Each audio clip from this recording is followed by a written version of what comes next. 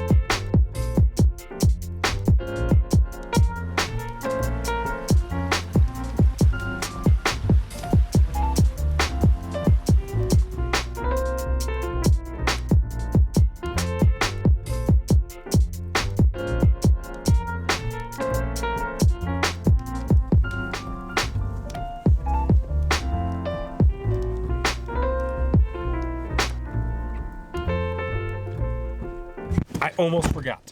So it has been a while since we've done a gear giveaway here on the channel. So since we're about to hit 140,000 subscribers and it's getting close to the holidays, I want to give away a Waymark Thru series pack. Now the pack that I finished the last 500 miles of the PCT with was the Waymark Thru 40. So I want to give away either a Waymark Thru 38, a Thru 40, or a Thru 42 in whatever color the winner wants. So all you have to do to enter the contest is leave a comment down below just letting me know that you want to win.